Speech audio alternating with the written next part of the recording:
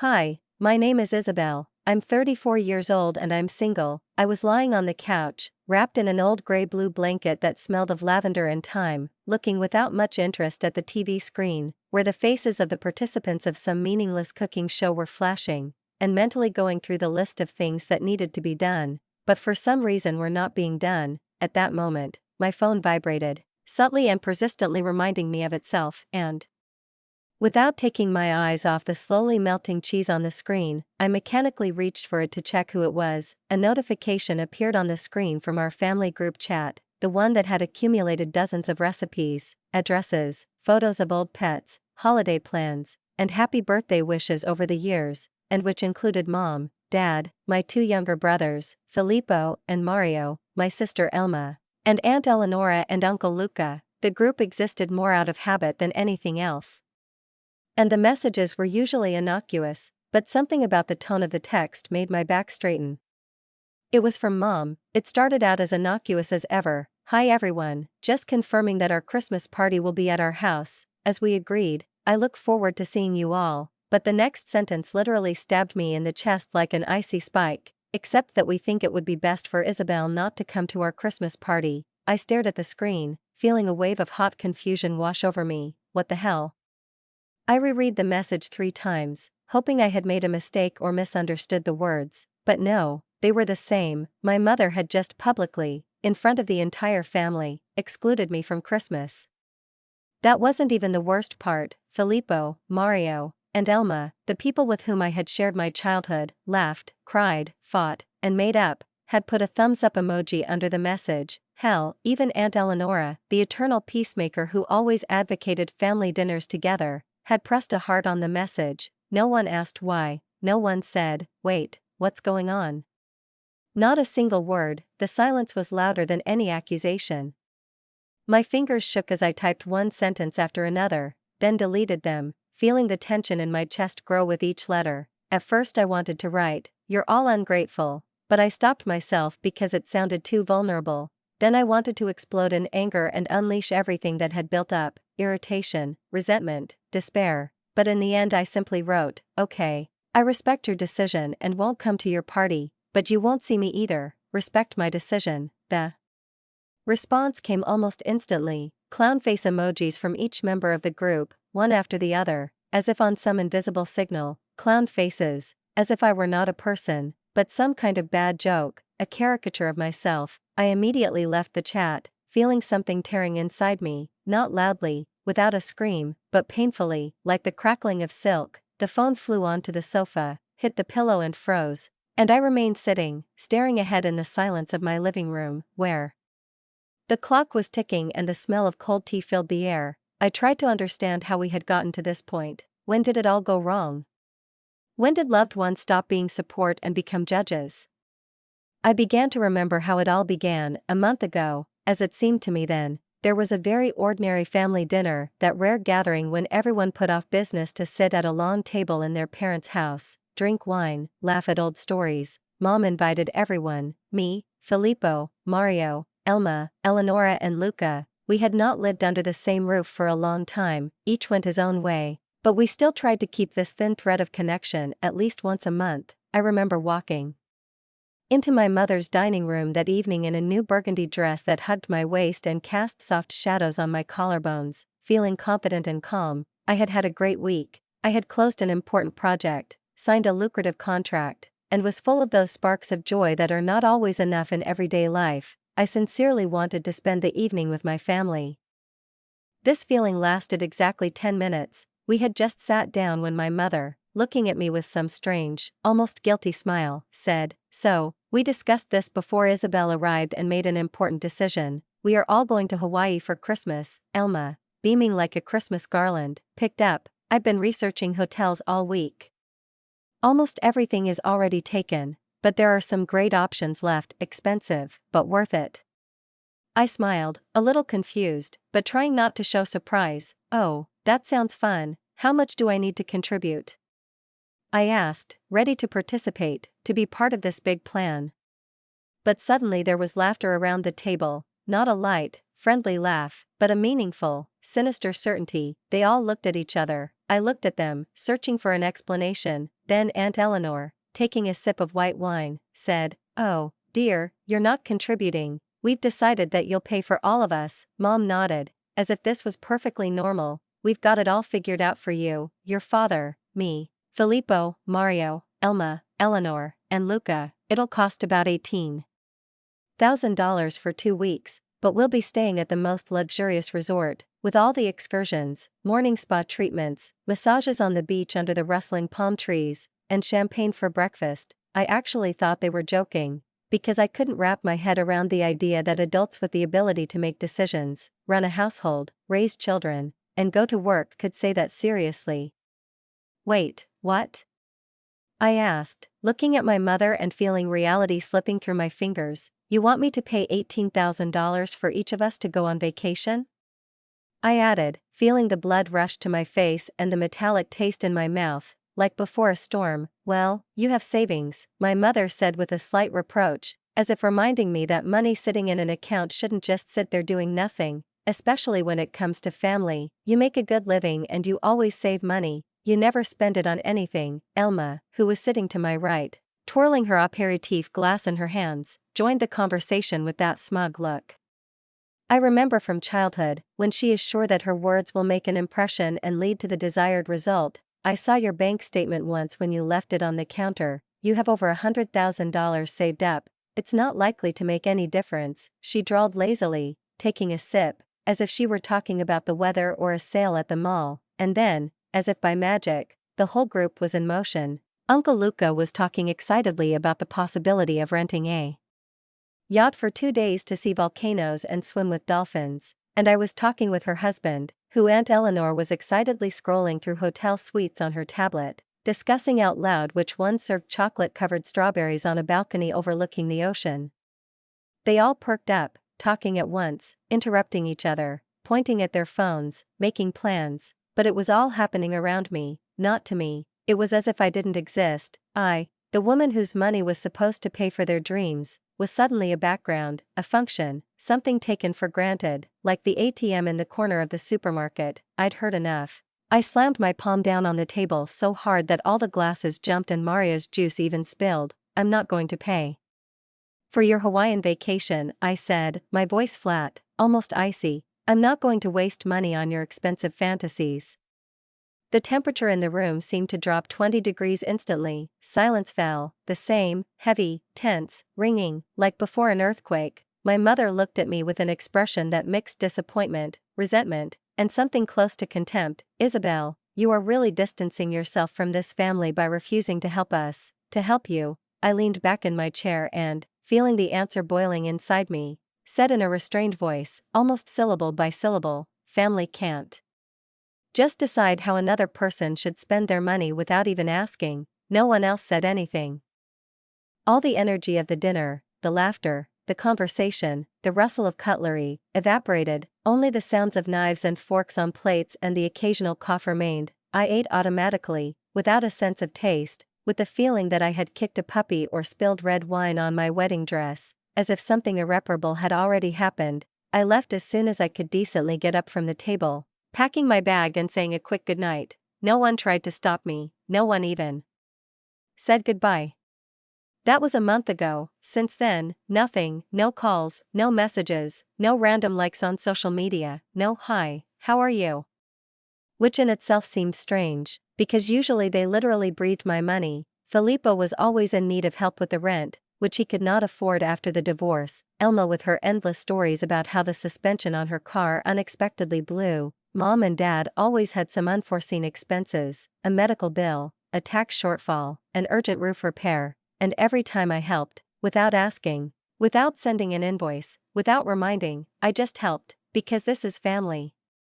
I kept thinking about calling my mom to somehow resolve the situation, maybe explain everything, say that I was tired, that I said it in the heat of the moment. I picked up the phone so many times, clicked on her name in the contact list, but each time I stopped myself, convincing myself that they probably needed time to cool down, to think, to realize how absurd and unreasonable their demands about Hawaii were. But looking at that Christmas message, seeing those lines soaked in cold determination, And especially the clown emojis with which they responded to my polite "I respect your decision." I finally understood, this was not about cooling off, this was punishment.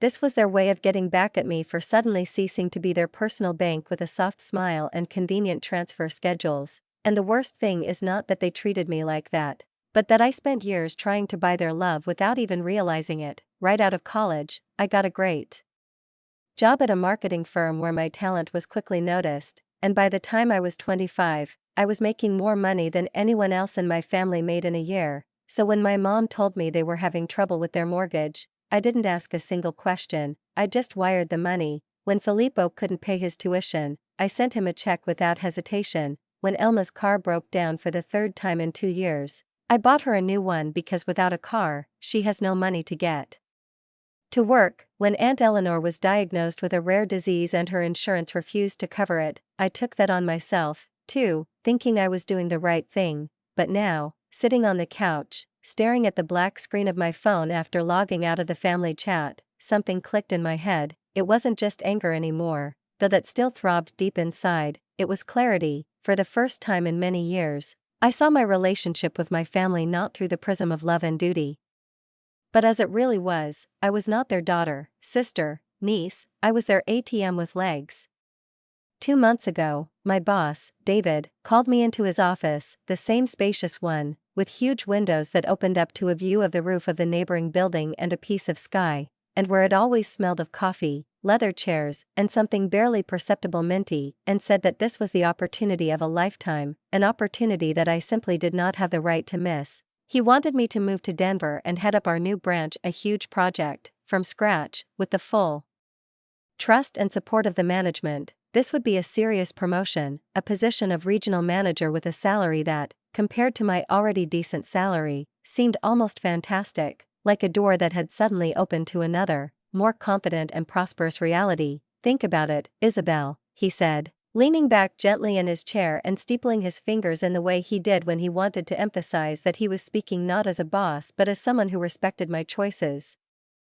You'll be creating something from scratch, complete creative control, a bigger budget, your own team, plus, Denver's a beautiful city, mountains, skiing, hiking. If that's your thing. I said no right away, without really thinking. I appreciate the offer, David, I really do, but I can't leave my family, they need me here, I said with a confidence that was unmistakable. Then, he looked disappointed. I could tell by the way he nodded slowly, his eyes narrowing slightly, but he understood. If you change your mind, let me know as soon as possible. We can't keep this position open forever.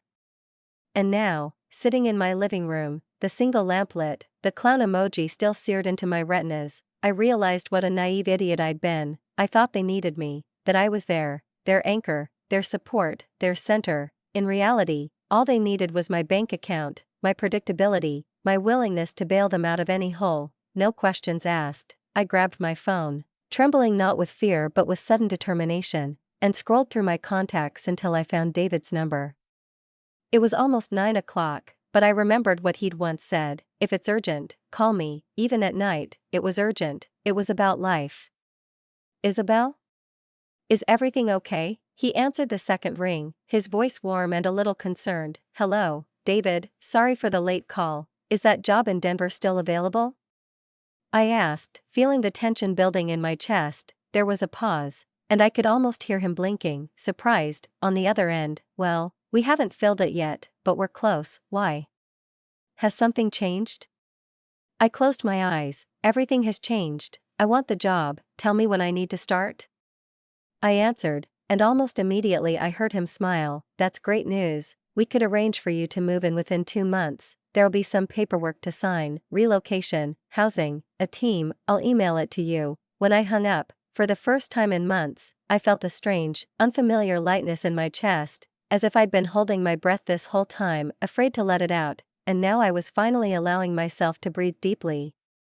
Christmas had come and gone. I spent it alone, by myself, a box of Chinese takeout on my lap and a blanket pulled up to my chin, engrossed in yet another Netflix series that didn't demand emotion and allowed me to just be. It might have seemed lonely, maybe even sad, but honestly, it was peaceful. No drama, no financial demands, no forced conversations about someone else's urgent needs. Later that evening, Perhaps out of stupidity, perhaps out of pure masochism, I logged onto social media and saw my mom's post, the one where my family was posing by the tree, surrounded by lights, tables laden with holiday food, and faces beaming with happiness. The caption read, "The perfect Christmas with all the people important to us, so grateful for a holiday without all the drama and negativity." That's who I was to them, unnecessary drama and negativity. The man whose silent opposition to financial abuse was enough to cross him off the important list. I didn't cry, I didn't lose my temper, I didn't smash my phone, like I probably would have done. I just laughed. It was a quiet, almost silent laugh, not of joy but of release, because they had no idea what was coming. The day after Christmas, I called my friend Marcus, the same one who had helped me buy this house 3 years ago, when I was full of hope, picking out wall colors, imagining where the couch would go, and feeling like a grown woman with my own space for the first time. Marcus was a realtor, and a good one at that, sensitive, reliable, knowing when to joke and when to just listen. "Listen, I need a favor. I want to sell this house fast," I said, without going into details. "Sell?" He was surprised. "But you loved this house, you spent months choosing the shade of gray for the living room. What happened?" "Plans are changing, I need to start a new life. How quickly can we move on?" Marcus, knowing me well enough to sense when I was in no mood for unnecessary questions, simply said, "The market is hot right now, houses like this don't last long in your area. I'm thinking a month, 6 weeks max. If we price it right, do it, I'll clean it over the weekend, and you can start showing early next week." He agreed, promised to prepare all the paperwork, and we said goodbye, already business partners, driven by the same goal. My phone has been silent since then, complete radio silence from the family, and, oddly enough, it didn't hurt, but on the contrary, brought a strange peace. Without the usual cacophony of requests, complaints, and accusations, I could finally collect my thoughts, focus on my move, plan everything down to the last detail, without looking back, without flinching at every notification. I spent January in the anticipation of a new life, packing boxes, sorting through old letters, dusting forgotten corners of my memory, and despite my apparent busyness, I still maintained the illusion of normality automatically. The automatic transfers of funds to my family continued as before, as if nothing had changed. The regular mortgage payments to my parents, Filippo's rent payments, the monthly transfers for Mario's car payment and Elma's car debt, all of this continued to come from my account, as if my heart was still clinging to the possibility of returning to the familiar pattern in which my financial participation replaced love, understanding, and closeness. I decided to do nothing for now, let them think that everything was the same, while I quietly made my own escape plan, like a fugitive hiding from an approaching storm. By the 3rd week of February, Marcus had found a buyer for my house, a young couple, modest and genuinely in love with what I had once created as a safe, warm refuge, though it now felt more like a cage.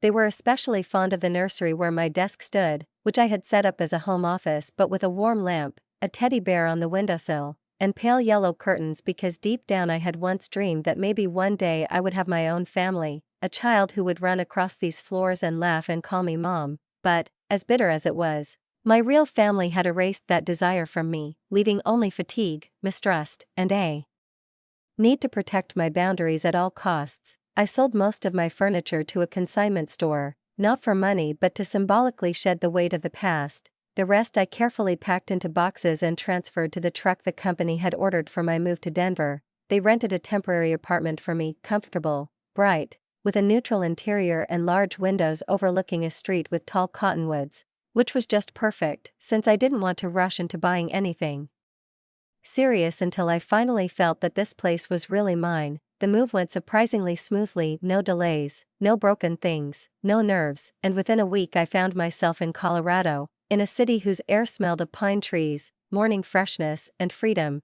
It was as if I had emerged from a murky, viscous dream into a new reality in which my name was not on someone else's debt schedules, in which my decisions were based on my desires, and not on how to make everyone comfortable. The corporate apartment turned out to be beyond all expectations, clean, modern, minimalist, and, most importantly, far from any mention of the family name I was born into, but no longer belonged to. The next few weeks were spent in intense but inspiring work with David. Together we built the structure of the new branch, hired employees, conducted interviews, approved office space projects, purchased equipment, built internal processes for future clients, and every day I felt something new. Almost forgotten, growing stronger inside me, the confidence that I was in the right place, at the right time, with the right people. In my spare time, I worked with a local realtor who, with rare patience, showed me house after house until he finally brought me to a small cottage in an older neighborhood not far from downtown. It was a little smaller than my old house, but it had an amazing backyard, quiet, green, with a spacious garden and room for a bench, on which I immediately imagined myself with a cup of coffee in my hand and a book on my lap, listening to the morning birds. I felt like a dream was being born inside me for the first time in a long time, not poisoned by other people's expectations. I moved there on a Friday, in a drizzly spring rain, and already on Monday I ceremoniously opened the new branch of the company, a day that seemed almost unreal. My own office with a view of downtown Denver, my own team, my own decisions. On that first day, as I settled into my new desk, my palms on the smooth wooden surface, I decided I didn't want to put off what I'd been waiting for weeks. I logged into my online bank and, without hesitation, canceled all the automatic transfers to my family. Mom and Dad's mortgage, stopped, Filippo's rent payments, canceled, Mario's car payment, paid off, Elma's loan, no longer my problem. I viewed each cancellation as a symbol of another freed link in the chain I'd spent years constructing for myself. I couldn't stop smiling. It wasn't joy in the usual sense, but relief, deep and sincere, like a long-awaited home. Only now home was me. 2 weeks later, my phone started going crazy. First it was my mother. I saw her name pop up on the screen and, without hesitation, I hit reject. Then it was my father. Same fate. Then it was Filippo. By the end of the day, I had 12 missed calls and about 20 messages, fragmented, panicked, demanding. Finally, driven by a strange mixture of curiosity and satisfaction, I decided to listen to one of my mother's voicemails, just to get a sense of the scale of the panic that had set in. Her voice was tense but not yet alarmed, as if she were sure it was just a technical error. Isabelle, my dear, your mortgage payment hasn't gone through. The bank has called to say there aren't enough funds in the account. We were counting on a transfer from you. Please call me back as soon as you get this message. There's more to come. Each message became more hysterical, with my father's voice not sounding concerned but almost like an ultimatum. You have to call us. Now, this is unacceptable. Filippo sent a short, whiny message. Isabelle, I have to pay the rent, you know that. Don't leave me now. I deleted everything without answering. A week later, Mario and Elma started calling. Mario left a pathetic voicemail, filled with fear. Isabelle, I don't know what's going on, but my car payment has been declined and now they're threatening to foreclose. I need that money. Where are you? Elma was as abrupt as ever. What the hell, Isabelle? The credit card company called me. The payment didn't go through. You've been covering it for 2 years. I have to pay. Where are you? I didn't answer. Not one, not any of them. In fact, it was strangely satisfying, quietly satisfying to see how helpless they were without my wallet, and how they suddenly remembered me when my transfers disappeared. 3 days later, I received a text from my mother that, despite everything that had preceded it, made me suddenly, uncontrollably laugh, not maliciously, not hysterically, but quietly, almost relieved, as if the universe itself had decided to put an end to the chapter of my life where I was still trying to be useful to them. The text read, Isabelle, we arrived at your house and there were some strangers living there. Where are you?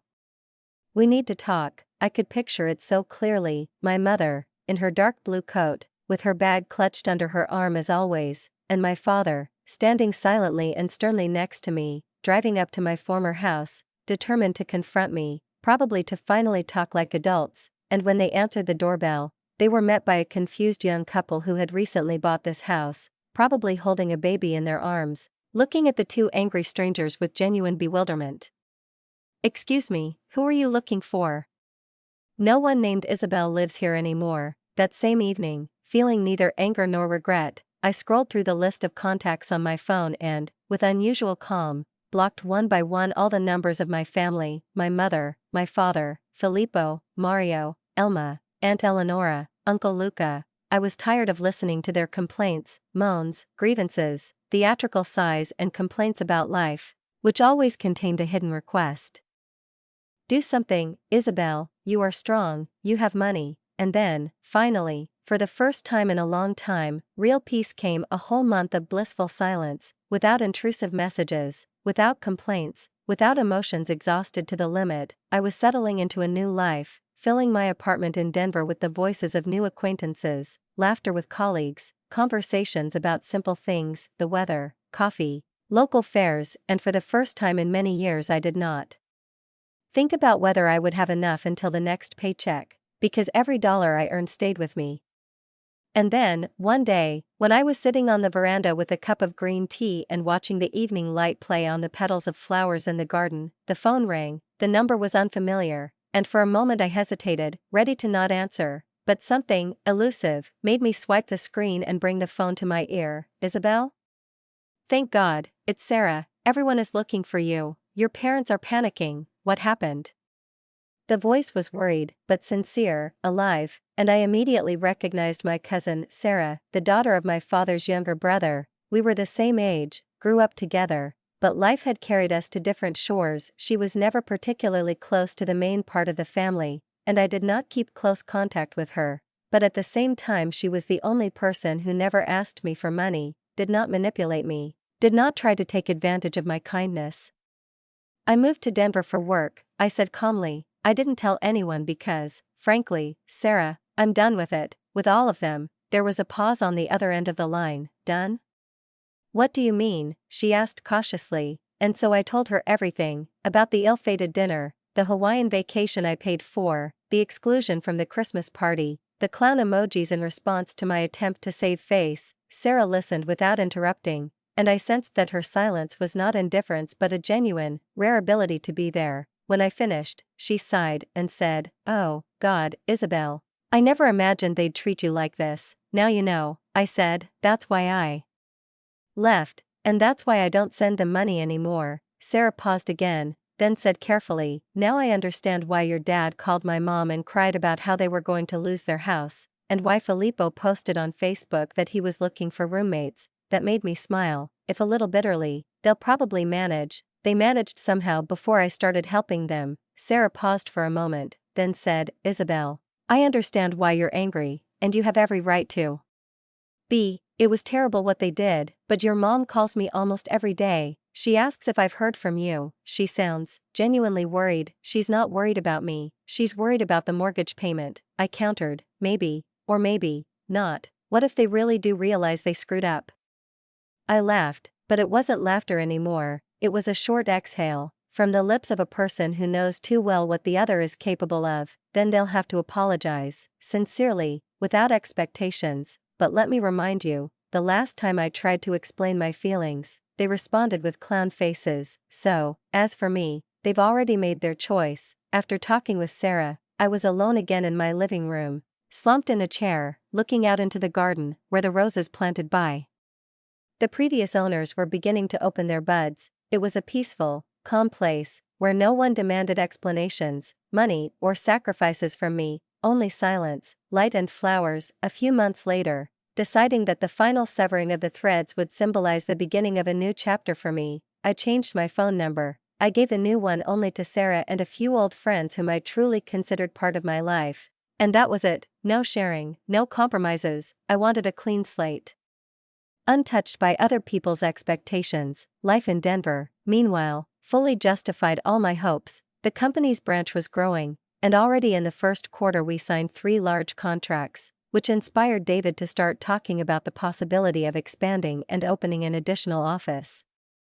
I became close with my neighbors, joined a hiking group and went hiking on weekends, discovering the beauty of the local trails. I also started dating Tom. He worked in an outdoor gear store. He was a simple, reliable, attentive person, and in his company I felt at ease. He never expected me to give him anything, did not ask for money, did not make hints, but simply looked at me as a person who had something to say, someone he wanted to get to know. His calm and independence were the complete opposite of what I knew in my family. And then, one evening, when the sun was still warmly illuminating my office, I decided to check my email and saw a letter sent from an unfamiliar address. The subject line made my heart skip a beat. From Elma. I stared at the letter, letting my eyes scan the lines without opening it. It must have been a minute before I finally clicked on the attachment. Isabelle, I know you probably don't want to hear from us, but I had to try. We've all talked and realized we were wrong. We shouldn't have asked you to pay for your vacation. We shouldn't have kept you from Christmas. We don't need your money anymore. We just want our sister back. I found your email through a mutual friend. Please, can we talk? We miss you. I read the letter 3 times. Something in me resonated. A small part of me wanted to believe that they had truly changed, but a much larger part remembered how easily and unanimously they had chosen ridicule over conversation, and how many years I had been less a person and more a function to them.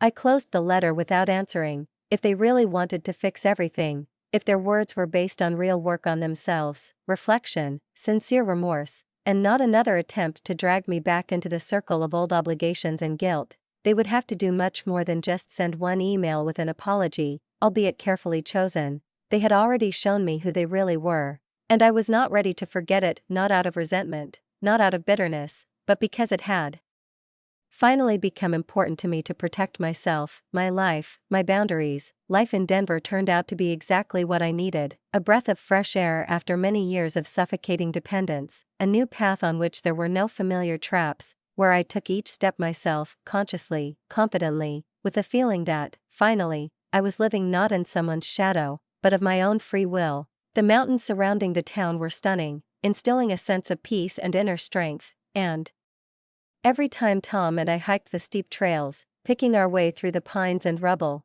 breathing in the crisp air, I felt my body grow stronger and my mind clearer. We began hiking every Saturday, sometimes just for the day, sometimes camping out overnight under the stars, where there was a silence between us that didn't need to be filled with words because it was filled with trust, peace, and a simple, honest, "We're here for you." The work was also satisfying in a way I hadn't experienced before. The office not only met but exceeded all of David's goals, and in mid-fall he began seriously discussing the possibility of opening another office in a neighboring state, offering to oversee both projects for me. For the first time in my life, I felt like I was not just in the right place, but that this was where my real story, written by my own hand, began. I was surrounded by people I could call friends, real friends, the kind I'd meet with my neighbor Jessica on Tuesdays for coffee and to discuss the latest books, movies, or just plain old bullshit. I joined a book club where we actually talked about what we were reading,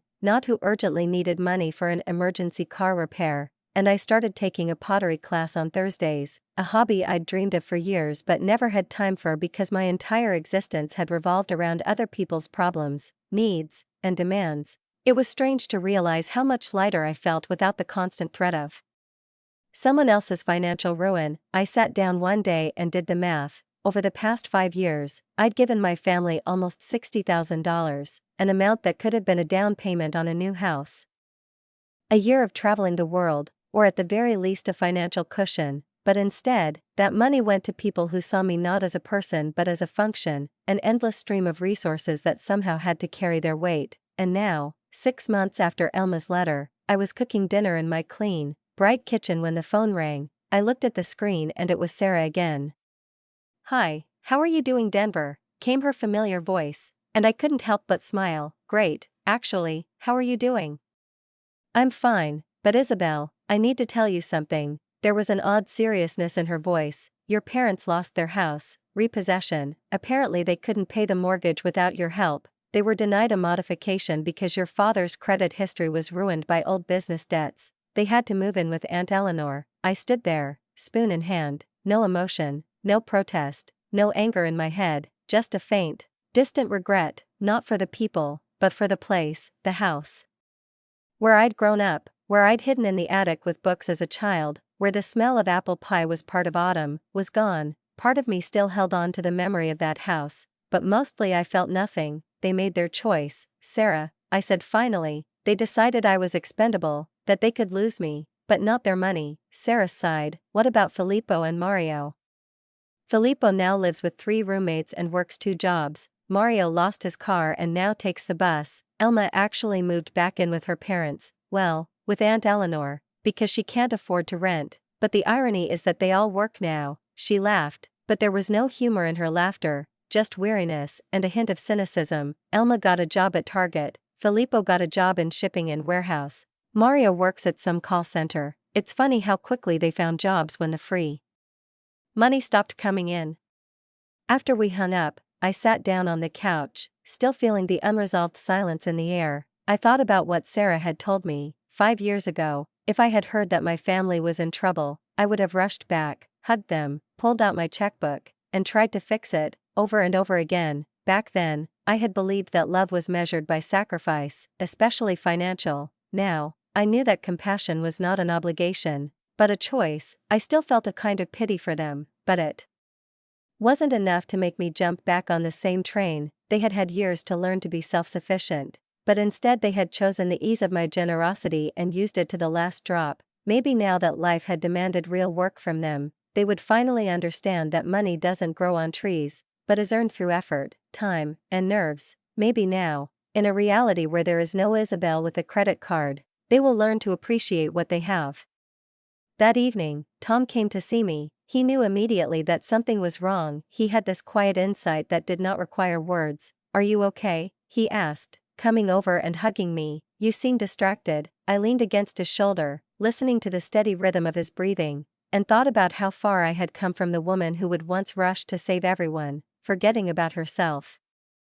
I told him about Sarah's call. Tom had heard bits and pieces of my family's situation. I had spoken, smiling evasively, of difficult relationships and family strain several times, but I had never gone into detail, not because I wanted to hide anything, but rather because I had not yet fully unpacked all those years of tension, pressure, and invisible guilt in which I had wallowed for so long. When I had finished my story, Tom paused, looking at me with that direct but gentle seriousness that had always made me feel safe, and finally said, "That's harsh. Does it make you feel bad?" I thought about it for a moment, weighing the sensation, searching for any trace of pain or remorse, and to my surprise I found neither. "I thought I would," I said slowly, "but I really don't." "Is it terrible?" Tom shook his head, and there was no condemnation or doubt in his expression. "Isabelle, you supported them for years.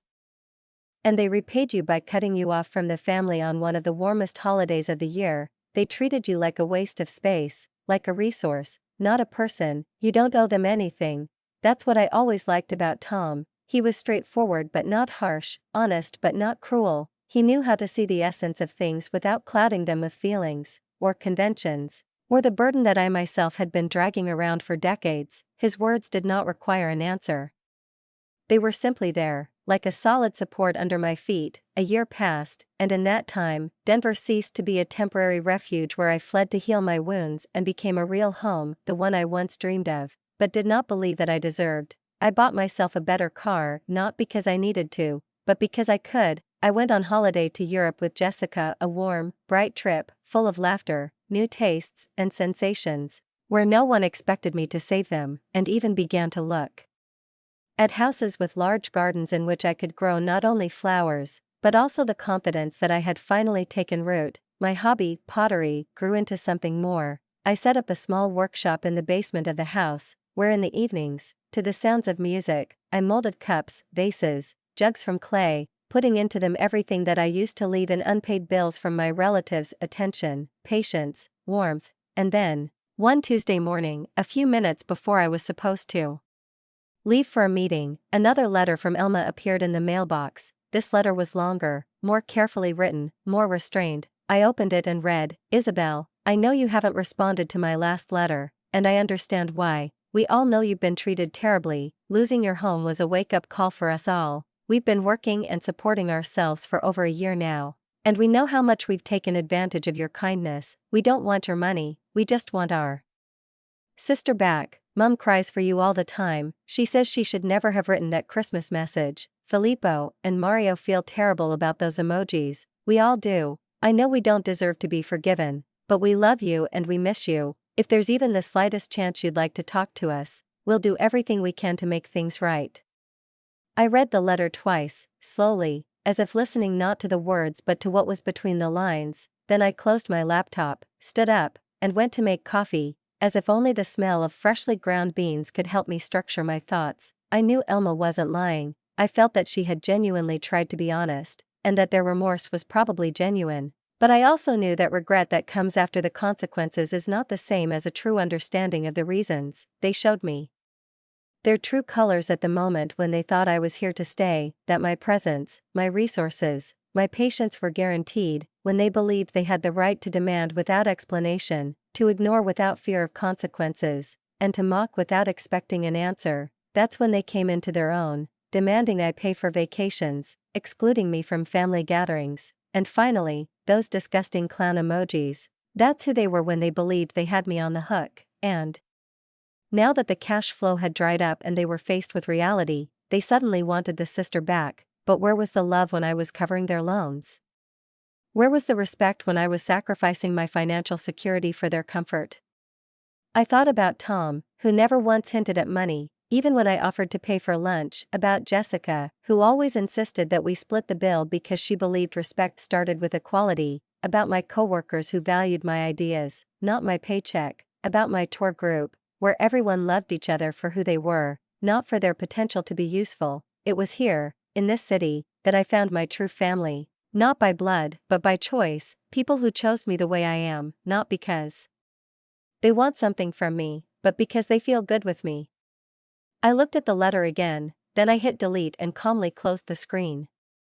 Maybe one day I will be ready to let them back in, maybe in time they will really prove that they have changed, not with words but with actions, not with requests but with consistency. Maybe one day I will decide that the pain has gone away and it is possible to reach out again, but that day is not today, and I am quite happy with that. I had a life, a good, full, deep life, a life where I was valued not for what I had to offer, but for who I was, and that was worth far more than any family reunion.